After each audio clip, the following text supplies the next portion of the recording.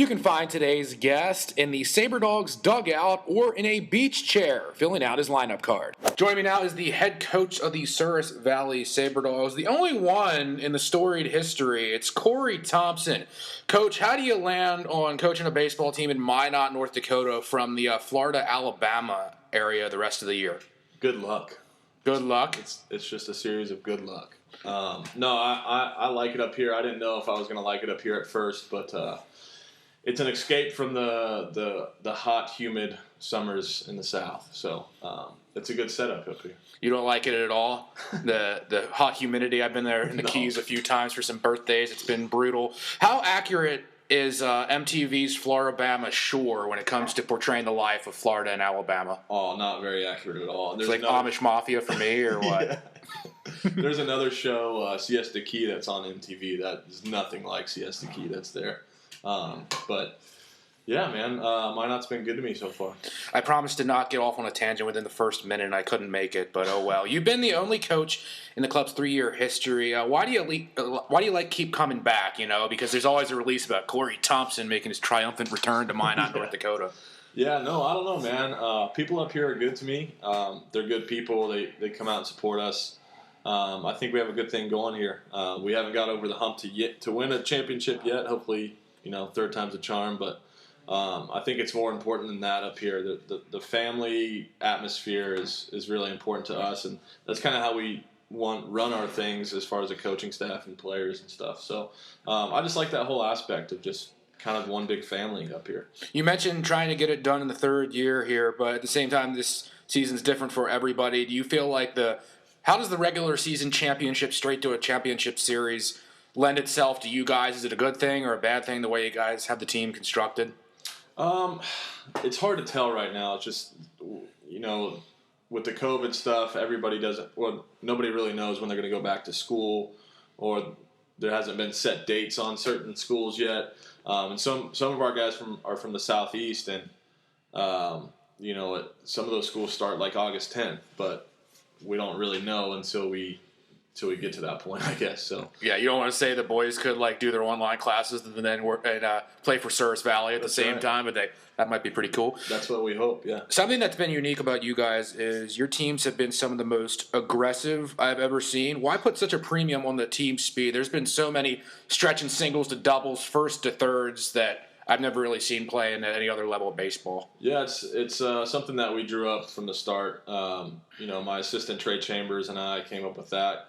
We just wanted to play really fast and aggressive, and it's trickled down every year. So it's just how we do things, man. It puts pressure on defenses. It makes it for an exciting game to watch for the fans. And then you always have those big boppers that can mix in a home run every now and then. So if you have something, strikeout guys on the mound, fast guys in your lineup, and then guys that can hit a home run, that's exciting to watch. You have your assistant coach and attorney, Brock Baughcum, here in the room, and his ears really perked up when I mentioned the team speed. Sounds like it might be a real point of pride because of all the bases that he stole as a player, and now he's helping you out as a coach. How much work do you do versus him?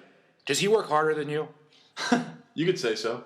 Yeah. Not quite like intern work hard, but yeah. No, he does. He does a good job.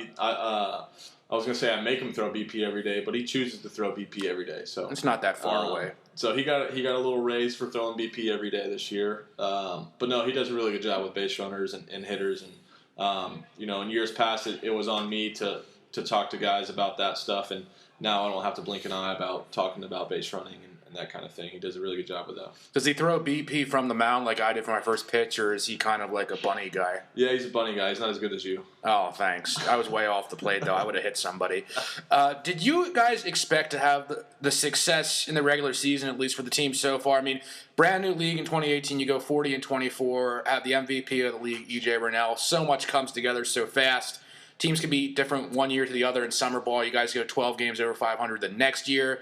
Did you think it was going to be this easy, Coach? No, absolutely not. This is my first head coaching experience, and man, me and Trey put together a roster the first year, and we got up here, and I just kind of let the boys play, and man, they took off, and then once we won those 40 games in 18, it kind of just fell together. We got more connections through bigger schools, that kind of thing. Everybody started taking notice what we were doing, and just kept the talent pool growing. So that helps. And right now I think we're sitting at 8-8 with a chance to take off once we get back going tomorrow. So hopefully we can do that. You're going to win every single game between now and the time this tapes on like the next Friday from here. I think it's like 22nd or 24th. So good luck to you, Coach. So let's date back to a little bit about your career. You were a pitcher, right? Yep. So if I'm standing in, what pitch are you going to use to get me out? What's like your put away, like Rivera cutter type deal? Well, it's very similar to how I coach now. So you see us be really aggressive on the base pass and stuff like that. And I was kind of like that on the mound. For you, I'm going to throw one behind your face and then go breaking balls down and away, and you're going to swing at them. You haven't read the report on me, but I cannot lay off the splitter in Wii Baseball, and that would easily be your best opportunity. Just make it look like a meatball and then just drop it right down in front of the plate, and you'll get me every single time, Coach. Yeah, the old Bruce Sutter splitter. Yeah, exactly. Makes me want to throw up. Talking about college baseball, I did an interview with Ben Magnuson. He's the head coach at Bishop Ryan here in town. He knew a lot of buddies that he played with and against that went to the major league organizations, the show, what have you. When they were in college, they kind of bounced around to different community colleges before they get to the big school that they wrap up and ultimately, I guess, get on the scene the most. Why do you think it's kind of common in college baseball to see that kind of movement? And for your case, I mean, why go to Jefferson Davis and then Point? Yeah, it's just it's about playing. And that's what you want to do. So some of these kids, they have offers from big Power 5 schools, but they're going to go there and sit on the bench for 2, maybe even 3 years in some cases, where a lot of kids can go to junior college right away, get better, and play right away. So junior college is huge in baseball just for that reason.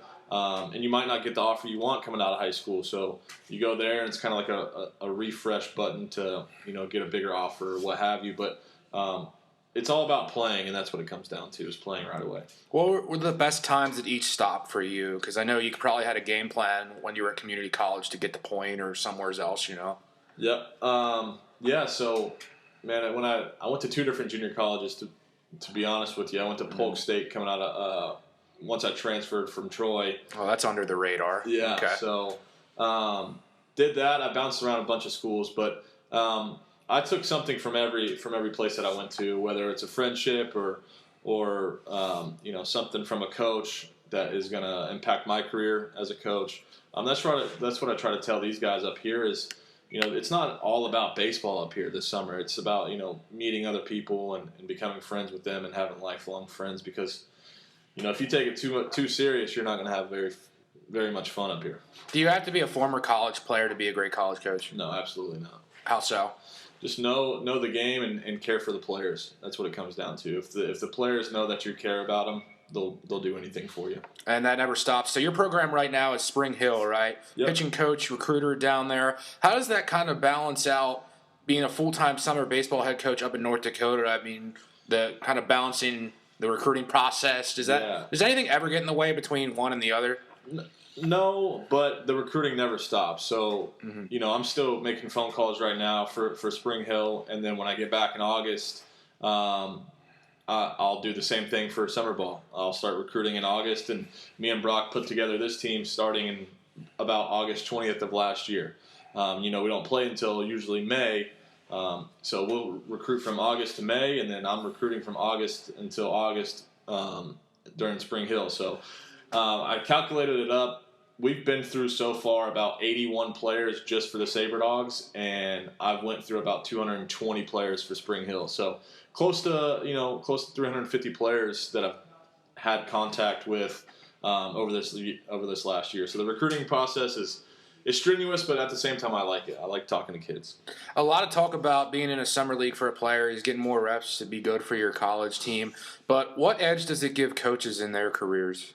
Yeah, I mean, it gives guys starts, man. I mean, this guy right here to the right of me, gave him a start last year. He finished college at Emmanuel and went straight into summer ball coaching right after he finished playing in the spring.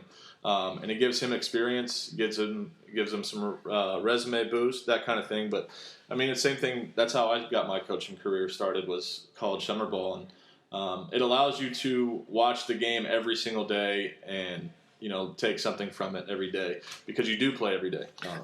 That's future first ballot Expedition League Hall of Famer Brock Baughcum, to anybody that tuned out for the first 10 minutes of the interview. And you say you kind of keep a lot of good contact throughout your coaching time here, and we touched on there's some movement in college baseball. Have you developed any kind of relationship with a guy that comes to Surrey Valley or almost does, where you're like, hey, Surrey Valley's a great place, but by the way, there's Spring Hill the rest of the time? Yeah, it's always in the back of my mind when I see a good player. But as a coach, you want to be as loyal as you can to other programs, and because you never know where your next job's going to come from as a coach. So you don't ever want to steal players, but at the same time, you want to win at your school. But it comes down to loyalty in coaching, and I think if you do the right things will work out. Because in theory, I mean, they could have a blast playing for Coach Corey Thompson, whether they're pitchers or not, and it has nothing to do with what you say. Maybe it just happens organically, or yeah, what? Sure, and that's so you don't feel bad about it, right? Okay, right, and that's been the case sometimes, but it helps out that I trust the coaches that I'm getting these kids from, and I have a good relationship with them. So they know that they can send guys up here and trust me that I won't steal them or anything like that. So you're flipping your bat around here casually during the interview. I'm not sure, as your career as a pitcher would say, do you have many good bat flip moments, or how well can you hit the ball? No, I got one collegiate at bat in the Canadian Summer League. And the first two pitches I took, an absolute daddy hack, and the next pitch I watched the fastball down the middle, and I struck out to end the game. So these days are behind us. Okay.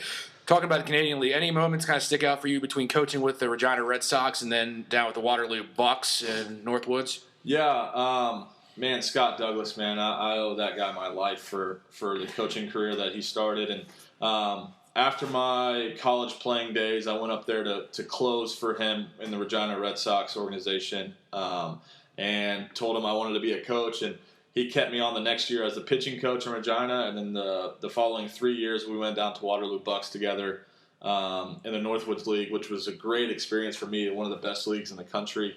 We got guys from, all kind of Power Fives all over the country. And that's where I met Jimmy Turk, who was the Western Nebraska Pioneer coach for the last 2 seasons, and really built a really strong relationship with him, and I consider him one of my best friends in the game. So if it wasn't for Scotty D, man, I don't know where I would be in the coaching ranks right now. Yeah, so you get those stops done playing and coaching. How does that affect like the interview process you had with the Sabre Dogs? Yeah, it definitely helped that Jimmy got a job here in Western Nebraska. And I think there was a few spots open, and he told Steve Wagner and Mitch Messer about me that I might be interested, and kind of fell right into place. I had one phone call, one phone interview, and kind of nailed it, and the rest is history. First summer head coaching job. What does it mean for you in your career? Yeah, it's because you're a pitching coach down in school year time. Right. Yeah, it's huge, and it's something that I think we all work towards as a coach to finally become a head coach one day. At a college, but for this gives me the experience to run my own ship, kind of thing, and make notes and figure out what I need to do better or not do when I do get that final call as a college head coach. It was huge and beneficial for me, and I still have the bat signed from all the players, and it's up on our wall back home. So. How much is it also just ancillary skills on your baseball resume? You're a big game time spitter. Do you spit the entire game or what? Yeah, I do. I'm a big spitter, and I don't chew tobacco anymore. So I think it's probably a habit thing, or just being around baseball players that do spit. But at times in a close pinch, I spit a lot. Oh, really? Yeah, get some bubble gum or something. That's right. What's it like going from Spring Hill, where we've already broken the record for like total questions you've been asked in any kind of media capacity, to answering all these media obligations, whether it's me at KMOT, the other guys in town, or just this podcast for fun? What are you, like the big guy on campus now, or what? No, man, I like it. I like it a lot. Some people think would blow my head up, but I enjoy it. I enjoy talking to people. Me and you've made a friendship out of this, so I enjoy this, man. It's like I said, Minot is a good place for my summer home. It has to be nice to see all like your assistants and interns kind of be like, "Ooh, it's Mr. LeBron James," and just stick it to him, or what? Yeah. Just a small amount. Yeah, a little bit. Yeah. Okay, perfect. So Talking a lot about your baseball playing and coaching career, what would you say your second best sport is, and why is it darts? Yeah, you hit the nail on the head there, or the dart on the Bullseye. That's what you're looking for. Yeah. No, man, I love darts, man. My dad, ever since I can remember, we've always had a dartboard in our garage, and I just love to play darts, and it's a easy way to get along with friends. What translates from the dart game to throwing on a pitcher's mound? And do you go righty-righty on both or lefty and righty for the other? Righty on both. And you gotta. It just comes down to. I think that's why I was so good at throwing strikes. My baseball career is I threw darts my whole life. How does late game cricket kind of settle your nerves in a late game of baseball? Yeah, it's actually very similar. You know, closer. Somebody's got to hit that bullseye, and hopefully it's me. Yeah, a little curve, so it makes that bullseye a little hard to hit when you're playing baseball, I guess. That's right. So, Lakeland, Florida, what is that? Tigers country? Tigers country, Just a little bit. What are the best parts, in your opinion, of Florida? And is your upbringing that you've had, we already touched on darts in the garage or basement, is that why you needed these beach chairs in the office? Yeah, absolutely. You know, we had them left over from last year, so you know, it's fitting for a boy from Lakeland. But no, man, Florida's awesome. I think the best part is obviously the Keys. Beautiful drive. Beautiful drive. Some better 3-hour drives down there than up here, probably. Yeah, but Lakeland, man, it's in the heart of baseball country down there. It's Lakeland Tigers, you know, the Tiger spring training. So I enjoy it. I enjoy where I grew up. So I miss it. What's a better game experience of these two? The Tampa Bay Rays or the Miami Marlins? Ooh. That's a tough one. Yeah, it's tough for the wrong reasons, but I thought I'd ask. It's a tough one. I'm going to say the Rays just because it's a dirty, grimy stadium, and I'm a JUCO guy, so it's kind of similar. But also, I was at the Wade Boggs 3,000th hit game when I was young at the Rays Stadium, so that was pretty cool. Did you get an opportunity to see the Phillies spank the Rays in the World Series in 2008 or no? No, I did not. I didn't get a chance to go to that game. I was in. You could have made me jealous. I was in New York playing ball that summer. Oh yeah, where was that? Bayside, Queens, New York. Bayside, Queens. Yeah, it's like coming to America. So how long were you in the Mets organization then? 0. 0, not at all. Are you maybe perhaps in the bidding war to maybe have a 1% stake along with like A-Rod and J-Lo and Travis Kelce? You seem like you would fit in with a crew like that. Yeah, those are my kind of people right there. Yeah, I bet. Corey Thompson, he's got plenty of kinds of people, and he's a great guy. Everybody come out to see the Sabre Dogs. Hopefully win that first championship this season. I don't even know if the trophy has a name, so maybe it'll be like the Corey Thompson trophy by the time it's all said and done, hopefully right? Hopefully we win it this summer, and I'll tell Steve to rename it that. There we go. Corey Thompson, thanks a lot, man. Thanks, Ben.